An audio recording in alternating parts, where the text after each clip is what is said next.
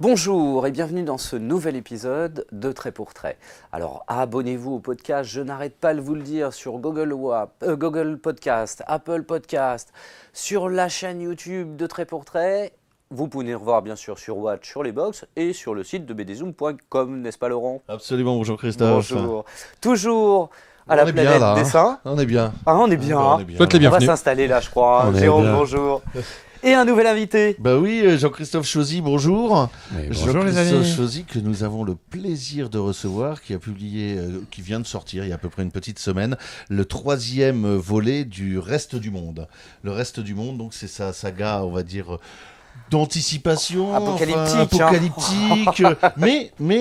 Mais je dois dire que avec cet album, on comprend un petit peu le titre de la série, parce qu'il y a un Reste du Monde, n'est-ce pas Jean-Christophe ? Il y a un reste du monde, on pouvait en douter quand j'ai démarré, et à vrai dire, moi je ne savais pas non plus ce qui pouvait se trouver de l'autre côté de la vallée, disons. Et en fait, avec les personnages, je franchis les étapes les unes après les autres, je me mets dans les mêmes conditions qu'eux, et je découvre petit à petit ce qui se trouve un peu au-delà de Alors, la crise initiale. il se met dans les mêmes conditions que les personnages, sauf qu'il y en a beaucoup qui disparaissent. Oui, il reste pas beaucoup de monde quand même, au fur et à mesure qu'on avance Et dans un certain l'histoire. nombre dont on imaginait qu'ils allaient durer. Comment a démarré ce projet-là, Il reste Jean-Christophe ? l'essentiel.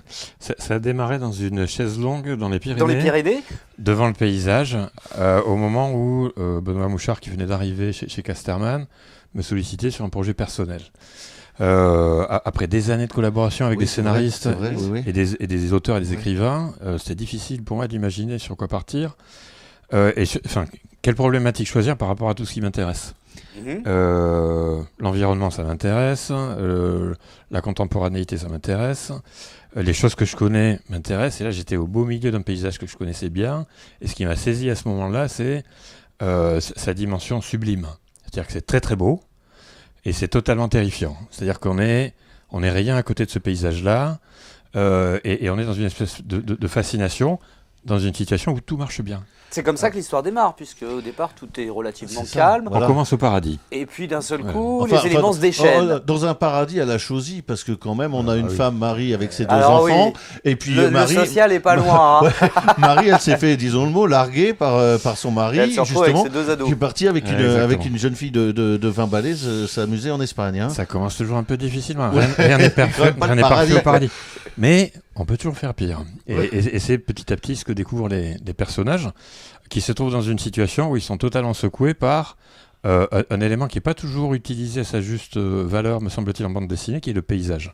Oui. C'est-à-dire que le paysage, j'ai essayé en tout cas, c'est dans le chez premier. moi, C'est dans le premier. Ouais, c'est premier, pas un c'est décor. apocalyptique, oui. c'est pas un décor du tout, c'est peut-être le premier personnage du bouquin, puisque c'est lui qui dicte l'action. Oui. C'est-à-dire qu'il brise tout, il casse tout, il fracture tout, et d'une certaine manière, les gens sont obligés de réagir par rapport à ce que lui impulse. Mais on est Parce que obligé. c'est très serein au Oui. départ. Mais c'est ça. hein. Alors c'est ce C'est que j'allais dire. formidable. C'est parce que hein. Bambi- C'est ce qu'on disait, idyllique.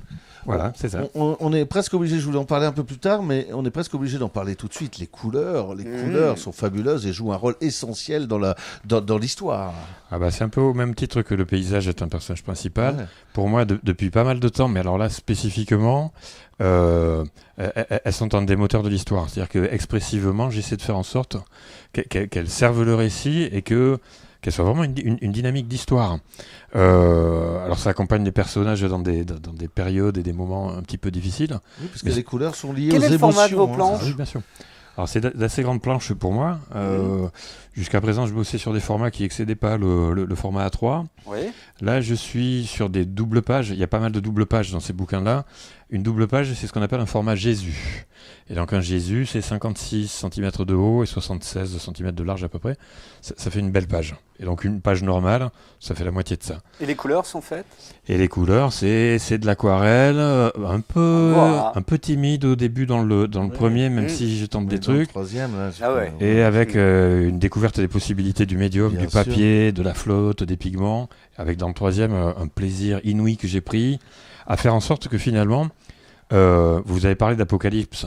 En fait, je suis pas dans du fantastique. Non. On est dans la C'est réalité. très naturel. Ouais. Mais Puisque- il y a peut-être une part fantastique qui peut provenir justement des ambiances colorées.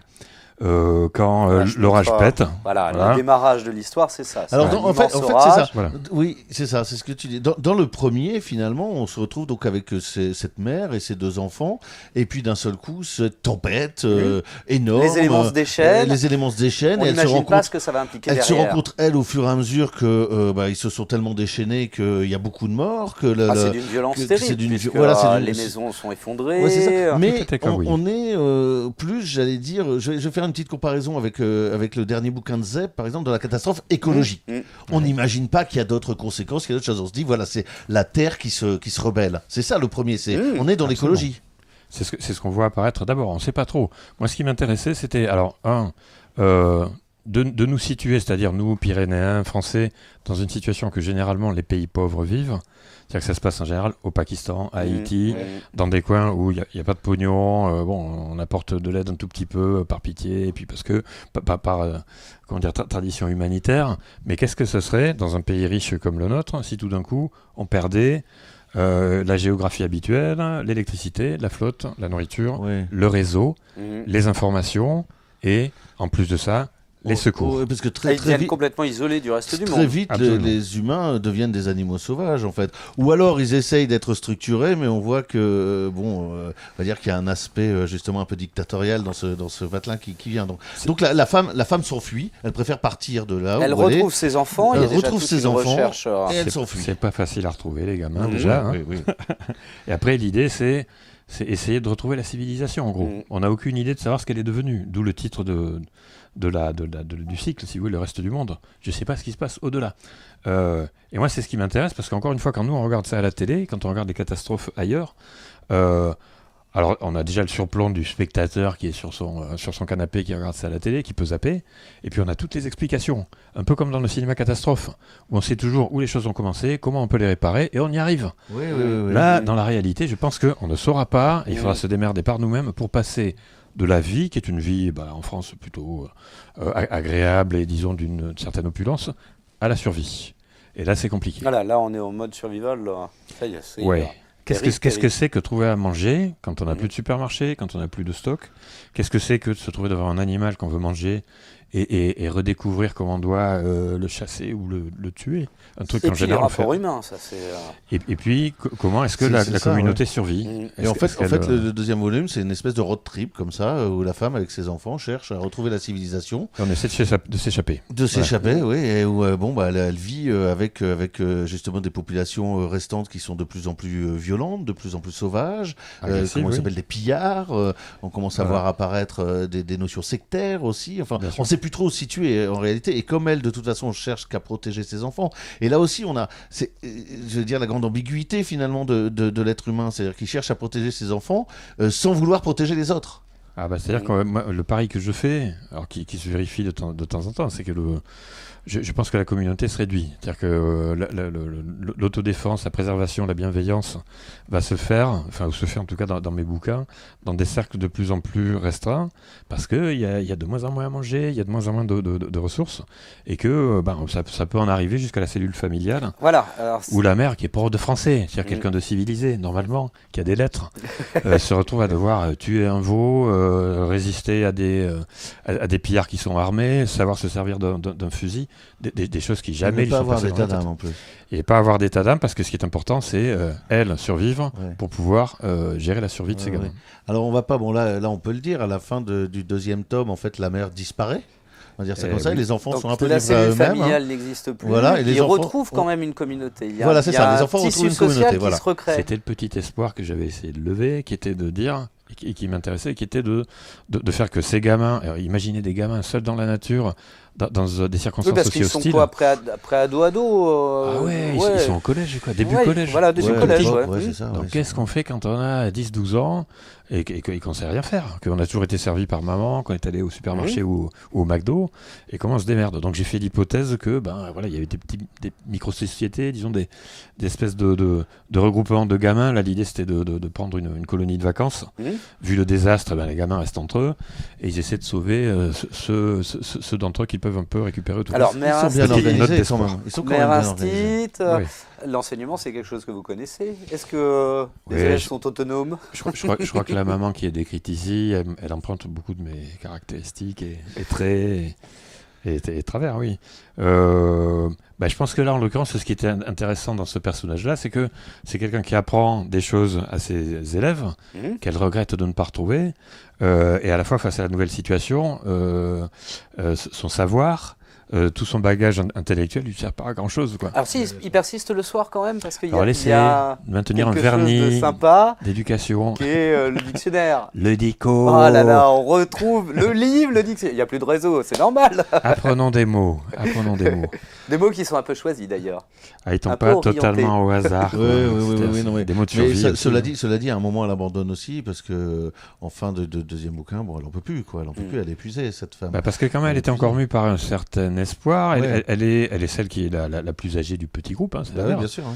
Et je pense qu'elle espère encore justement retrouver ce dont elle vient, quoi, la ville, des gens, une communauté. Mais c'est marrant parce que les gens, même les gamins, j'en parle à propos d'une anecdote que je vais pas forcément dévoiler, mais qui est dans le S'il te plaît, pas de spoil. Oui, non, qui est ne racontons pas dans tout. le troisième volume. Les enfants sont dans une communauté, et forcément, ça se passe bien ou ça se passe mal, on va dire comme ça, parce qu'ils se retrouvent un peu livrés à eux-mêmes aussi à un moment. C'est normal. Mais ils sont Et la confrontés personne- à la la per- sociabilisation en fin de compte. Là. En fait, À on se rend compte- l'adolescence, Et Voilà, le groupe c'est ça. de pouvoir. Parce qu'au début, bien on se sûr. demande si ça va pas être un espèce de Sa Majesté des mouches. Ça, ils vont commencer à être. Et finalement, non. En fait, c'est les adultes qui sont vraiment les méchants de ces histoires.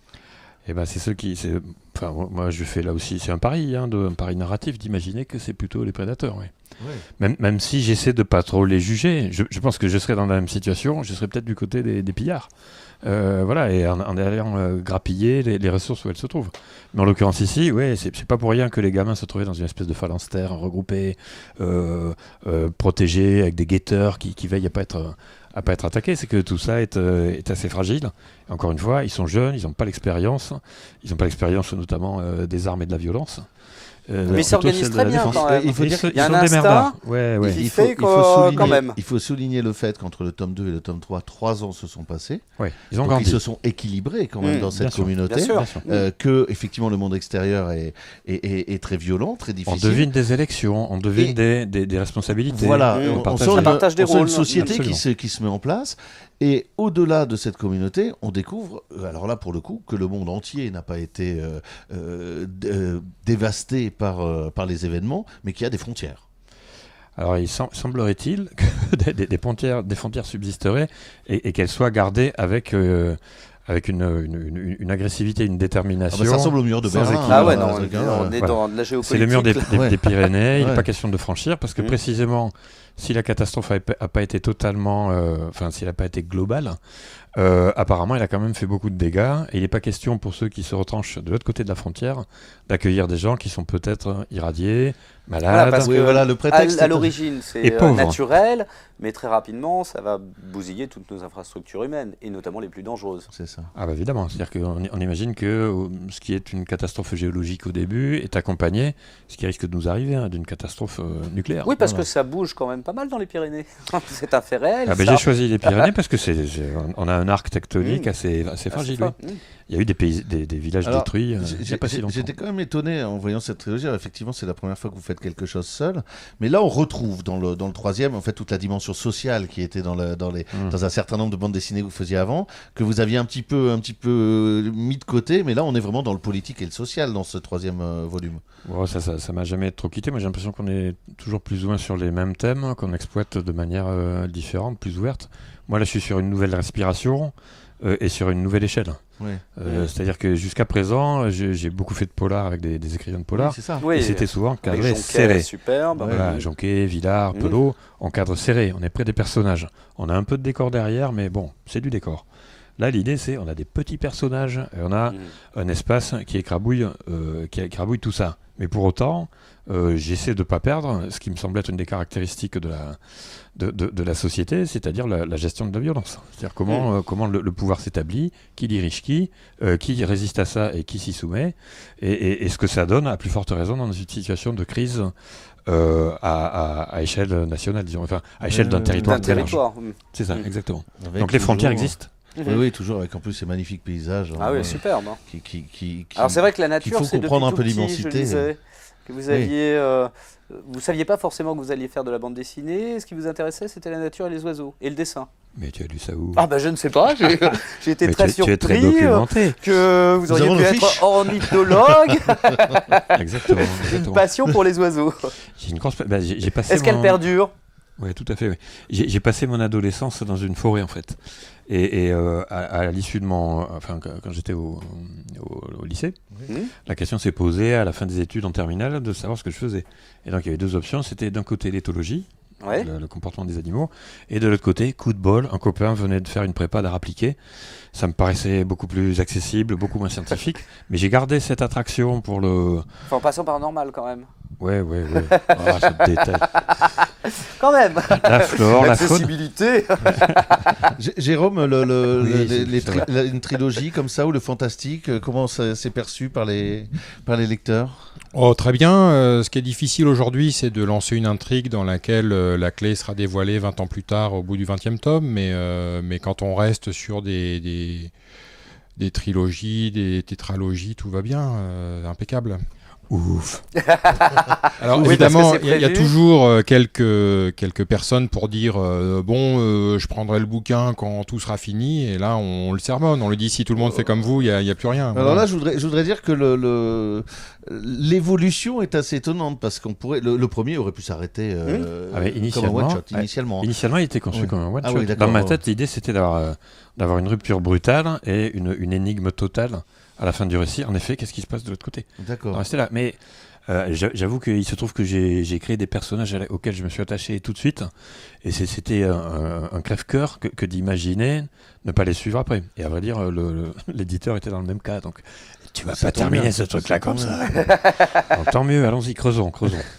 C'est pas tous les En jours. tout cas, c'est très réussi, mais entre deux, quand même, il vous a fallu une petite respiration parce que on a vu arriver une adaptation de L'été en pente douce en bande dessinée. Et oui, ça s'est glissé dans le programme qui s'est dessiné quand le reste du monde a commencé.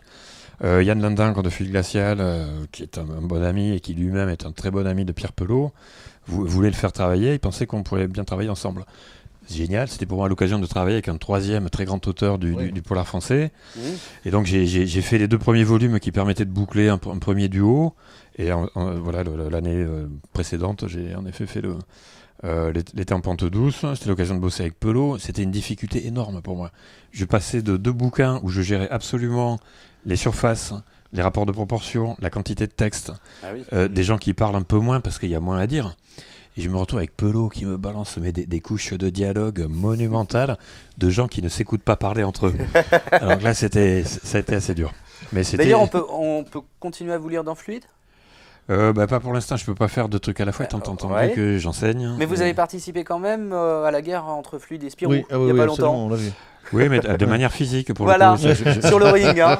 Je me suis battu pour Fluide à Bruxelles, et nous avons gagné. Bon, je suis ravi parce que, alors je ne veux pas le dire, mais il y aura forcément une suite. Alors, Parce en fait, que la fin, ouais. c'est un cliffhanger Ah oui. insupportable. Ah oui. Insupportable. Alors, pour moi, ce qui était génial, ce qui est un peu plus perturbant pour les lecteurs et les libraires, c'est que donc, je fais le premier, en imaginant que je peux en rester là, avec l'envie quand même de creuser. L'éditeur me dit banco, oui, allez, on en fait un second. On fait un second. Le monde d'après, allons-y, qui se termine encore sur une fin un peu douloureuse et à la fois un peu ouverte, que vous avez décrit tout à l'heure. Et là, la question se pose de savoir si on en remet une couche ou pas. Et évidemment, moi, je suis tellement accroché aux personnages et aux perspectives narratives qu'ouvre une espèce de fin d'un monde qu'évidemment, l'envie de creuser, d'approfondir se fait jour. Donc, 3e bouquin sur un duo qui va en comprendre 2, donc un 3e tome, un 4e sur lequel je suis en train de travailler, et avec vraisemblablement une issue qui aura un volume, peut-être 2, il faut que j'écrive pour voir, et qui devrait boucler l'ensemble du récit. Alors, le tome 4 est les prévu lecteurs pour seront quand contents donc. On espère le sortir l'année prochaine, à peu près à la même La date. même période. Ouais. Ça dépend de moi, ça dépend de... Il y a quand même 120 pages. Eh oui, Il y a 120 oui. pages en couleur directe. Mhm. c'est- En couleur directe. Beaucoup de temps passé sur l'aquarelle. Ouais. Et un grand bonheur. J'ai jamais été aussi heureux de bosser sur des bouquins que sur ceux-là, en fait. Mais alors, est-ce que ça veut dire qu'ensuite, les scénaristes, c'est fini? Alors, je ne sais pas quoi répondre à ça, mais le fait est que là, j'ai redécouvert ce par quoi j'avais commencé. Les premiers bouquins que j'ai sortis chez Futuropolis il y a quelques décennies. On en parle plus. J'ai débuté Ah, si, tout parce seul. on a eu il y a 15 jours Dominik Poncé, qui était notre invité pour les 40 ans de Ah, PLG. Voilà. PLG, Tout à fait. Ouais. Oui, j'ai bossé pour eux aussi. Oui. Mais à cette époque-là, j'avais un peu laissé tomber le scénario, précisément parce que je tombais en admiration devant des auteurs et devant des écrivains qui faisaient ça, mais tellement mieux que moi, autant bosser avec eux. Là j'ai redécouvert, j'ai découvert en quelque sorte une autre manière de bosser, et j'ai l'impression d'avoir posé une singularité. Quelque part, j'ai l'impression de passer dans une seconde phase de carrière et de devenir un autre auteur. Donc c'est tellement exaltant, quoi. Vraiment, vraiment exaltant, quoi. Donc, Il y aura un retour au polar quand même. bah, je sais pas, on verra. Alors à vrai dire, depuis que Il y a cette un peu chose a du polar, commencé, maintenant, hein. il y a beaucoup de propositions de scénaristes. Ah oui, bien sûr. Ah, bah oui. Ah oui. Posez sur ça. Ouais, non. Alors dans ce sens-là, allez, hop, tu es bon pour la catastrophe, ou alors en essayant de prolonger ce que j'ai fait pendant pas mal d'années sur le polar, sur lequel j'ai quand même beaucoup bossé. C'était quand même pas mal de faire une pause, de rester toujours sur les tensions au sein de la communauté, Oui. ce qui est toujours le cas, mais de les enrichir, je pense, de notre cadre, et puis de choses qui me concernent au premier chef. Moi, je suis très touché par ce qui arrive à notre environnement et notre suicide collectif, comment dire, conscient. Ça me pétrifie de désespoir. Voilà. Mais j'essaie d'en faire quelque chose de créatif. Voilà. Bon. Amis Bon, allez, une lecteurs, petite touche.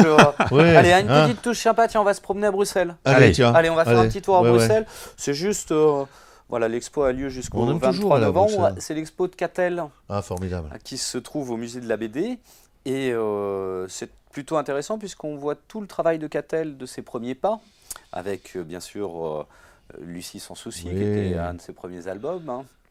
Et puis les illustrations. C'est avec Véronique Grissot. Avec c'est Véronique ça, Grissot, c'est tout ça. à fait, elles étaient Ouais. toutes les deux. Les illustrations pour la jeunesse, et puis bien sûr après tout son monde d'héroïne. Donc à Bruxelles, ils auront reconstitué un petit peu son bureau, et puis on aperçoit bien sûr Joséphine Baker, Olympe de Gouges, C'est superbe. chef-d'œuvre. Tout Et ce travail notamment ces remarquable, ouais. derniers projets avec Anne Goscinny. On aura l'occasion d'en reparler parce que je crois qu'elles viendront nous voir, un de ces quatre d'entrée pour trait. Et il y a donc Le Monde de Lucrèce. Ah ouais, non, on place bien, on fait ça bien, hein, C'est ça que s'enchaîne, ça c'est tease. facile. Donc Le Monde de Lucrèce, volume 2, qui est la première fois qu'Anne Goscinny fait de la littérature jeunesse. C'est lancé dans la littérature jeunesse. Donc Le Monde de Lucrèce est sorti. Et puis il y a tout un projet qui sortira en janvier sur la famille Goscinny. Bon, on n'en peut plus, là. Envoie-nous envoie-nous le reportage. Mais ça y va, hein. C'est juste ça, je l'illustre, c'est juste des images. D'accord. Tu n'as qu'à aller voir à Bruxelles si tu veux en savoir Bah plus. oui, non mais je trouve que c'est au centre belge de la bande dessinée. Oui, c'est au musée. Ils font des expositions remarquables. Ah oui, superbe, vraiment, et on sent qu'il y a une... Bon, en France aussi, hein, il y a des expositions remarquables, mais c'est vrai qu'en Belgique, il y a cette culture de la bande dessinée qui est intégrée dans la plupart des gens. Des expositions Chevigny à venir ou pas du... Non. il y en a une dans le droit fil des 2 premiers tomes du reste du monde, à Oui. Bruxelles justement. Mais c'est la ville la plus belle Eh ville oui, du monde. Eh oui. La ville des Lumières.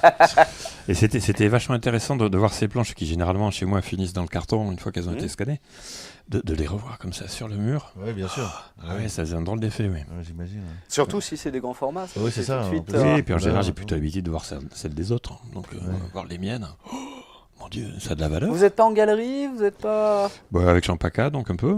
Ouais. Donc peut-être referons-nous quelque chose une fois que le 4e tome sera sorti. D'accord. On verra. Je vous dirai. Bah, on viendra. Hein, on viendra. Est-ce qu'on parle un petit peu de sortie BD tiens, Allez, déjà on parle Allez. d'une sortie BD avec Jérôme parce qu'on ne l'a pas encore évoqué alors que c'est un des cartons de la rentrée. Négaliot de Vincent Perriot. Alors dans un univers que Monsieur Chauzy va sans doute apprécier ou apprécier, je ne sais pas si vous avez vu cette chose.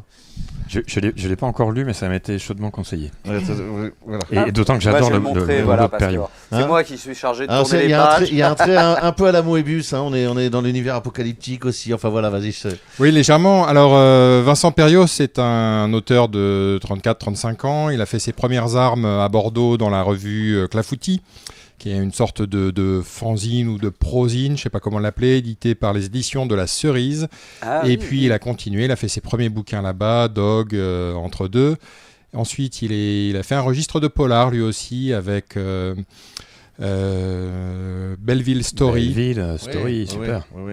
Magnifique Et polar. Passy. Et Passy ensuite. Superbe, oui, absolument. oui.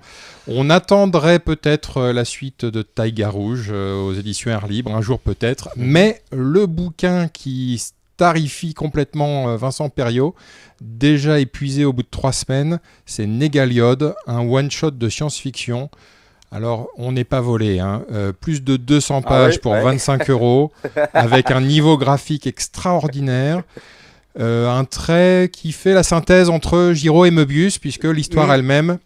On le voit sur les pages. Hein. Voilà, l'histoire elle-même est à la fois un western et un récit de science-fiction.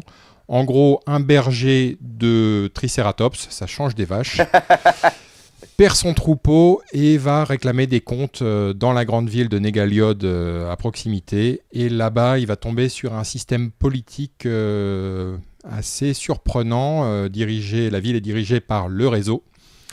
Et donc, il va être confronté à tout ça. Et un donc, peu contre son gré, c'est ça, il va se retrouver dans la rébellion, finalement, c'est un peu ça. Ouais. Voilà, c'est ça. Ouais, c'est ça, ouais. Voilà, donc très belle histoire autoconclusive et extraordinaire. Et donc la proximité de trait avec Moebius est encore renforcée par le fait que l'éditeur a fait appel à Florence Breton, coloriste de Moebius, pour s'occuper de la mise en couleur de cet album. Formidable. Vous lisez de la bande dessinée, Jean-Christophe ? Celle de Perriot, oui. Alors, j'en lis beaucoup moins que j'ai pu en lire auparavant. Je lis un tout petit peu moins parce que entre mon boulot de prof et celui d'auteur, difficile de trouver du temps, mais le boulot de Perriot, je le suis depuis les premiers numéros de Clafoutis. Et ce qui est marrant, c'est qu'au-delà, apparemment, hein, je découvre les choses en même temps que tu tournes les pages. En effet, Moebius Giraud, mais quelque part, il arrive quand même à garder son trait assuré, assez agressif et jeté. Donc il reste quand même, encore une fois, Vincent Perriot. Bon, en tout cas, c'est la super surprise de la rentrée parce qu'effectivement, ça cartonne. Les gens ne s'y sont pas trompés. Toutes les critiques sont favorables et les lecteurs se ruent en masse. Voilà. Bon, écoute, j'espère qu'avant, vous avez parlé d'Aile Froide. Vous avez déjà fait ça ? D'Aile Froide. Aile Froide de Rochette. Non, on n'en a pas encore parlé. Ah, mais c'est sorti il y a beaucoup plus longtemps. On y reviendra peut-être. On fera une émission sur. Superbe. On fera une émission sur les tops en fin d'année. Sur les tops de l'année. Voilà, pour les fêtes de Noël. Évidemment, Aile Froide de Rochette, c'est formidable. C'est un des meilleurs titres de l'année. Tout à fait. C'est vraiment très bon. Eh bien, l'émission, tout ça à sa fin, ça passe toujours trop voilà, vite. Alors on s'en va. Alors, comment on s'en va et qu'il reste 2 minutes et que je me dépêche, je voulais juste dire bonjour à Bécassine parce qu'elle est revenue il y a 2 ans et elle revient toujours avec un nouveau titre, Bécassine Babysitter, Corbéran et Béja.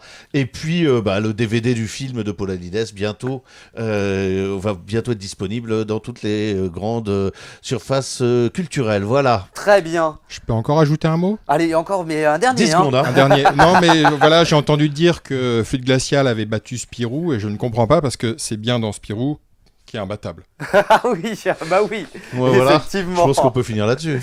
Jérôme, merci de nous avoir accueillis. Merci d'être venu. À la Planète Dessin, merci beaucoup, c'était Jérôme. Super. Jean-Christophe, merci beaucoup. Merci et bravo. Merci à vous, merci de bravo l'invitation. Vous revenez pour le 4e. Ouais. Avec plaisir.